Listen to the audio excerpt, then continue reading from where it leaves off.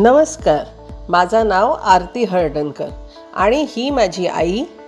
नमस्कार, मी अरुंधती झाटे.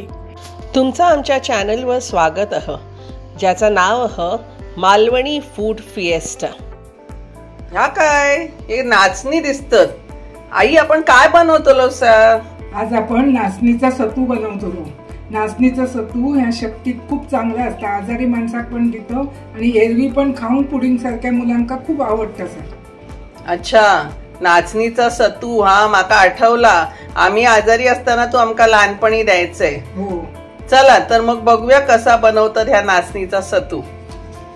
तर हे हळद 1 वाटी नाचणी हे रात्री भिजत घालून ठेवले सर.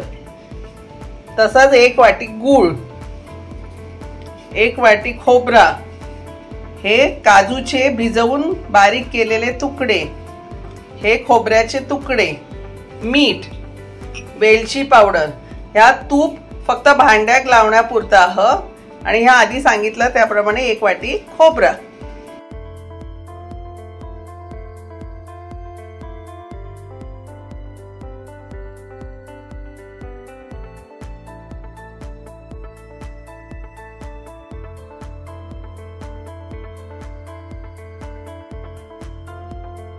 हे नाचणी आहेत ना, हे आपल्याला वाटून घ्यायचे आहेत मिक्सर मधून.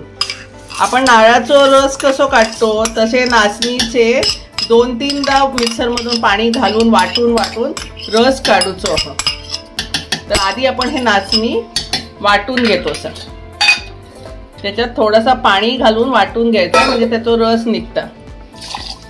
थोडा कष्टाचं काम पण चव हवी ना, मग करूचा लागताला. हे बघा, असे नाचणी वाटून पाणी घालून आपण वाटून घेतलेत. आता आपण जाळीवर टाकून त्याचा दूध, म्हणजे नारळाचा रस कसं काढतो तसे नाचणीचा रस काढून घेतलो आणि मग परत पाणी घालून उरलेला वाटून घेतलो, म्हणजे ताच परत पाणी घालून वाटून घेतलो.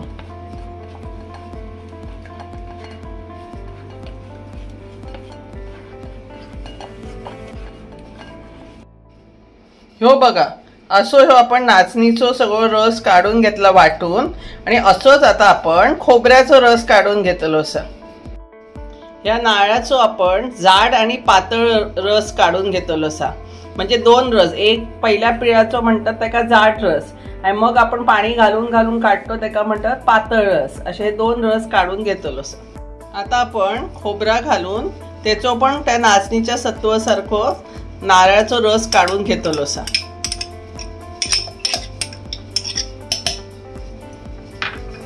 ह्याच्यात पण पाणी घालून आपण आता वाटून घेतलो आणि रस काढून घेतलो.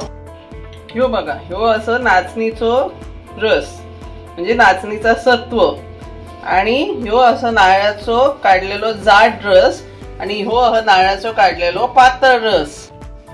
आता ह्या नाचणीच्या रसात आपण गूळ घालून घेतलो सर.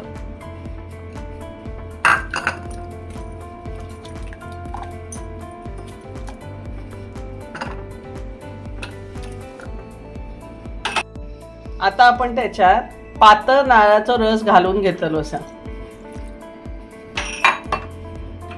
मग त्याच्यात आपण खोबऱ्याचे तुकडे घालतो सर, काजूचे भिजवून केलेले तुकडे घालतो सर, चिमूटभर मीठ टाकतलो आणि वेलची पावडर टाकतलो.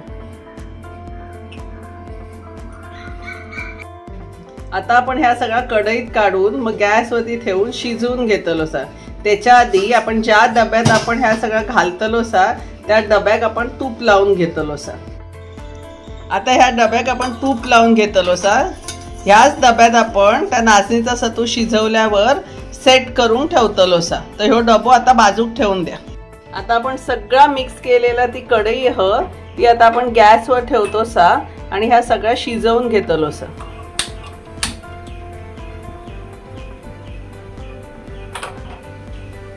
या सगळ्या ढवळत राहायचा, नाहीतर त्याचं गुठळं होतं. ह्या बघा, ह्या असं शिजून जरा घट्ट झाला की आता आपण त्याच्यात पातळ नारळाचा रस घालतलो आणि परत ढवळतलो सर.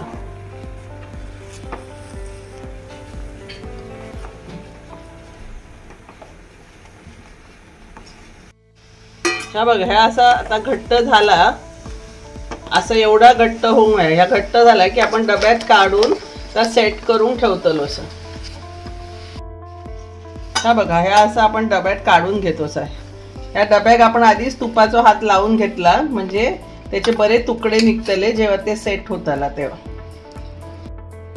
ह्या आपला तयार झाला ह्या नाचणीचा सत्तू. तर आपण शिजवून घेतलेला डब्यात काढून घेतला. ते का काजूनी सजवून तुम्ही सेट करून फ्रीजमध्ये ठेवून द्या. आणि मग आता एकदम गार होऊन थंडगार झाला की त्याचे तुकडे करून मुलांका खाऊन द्या.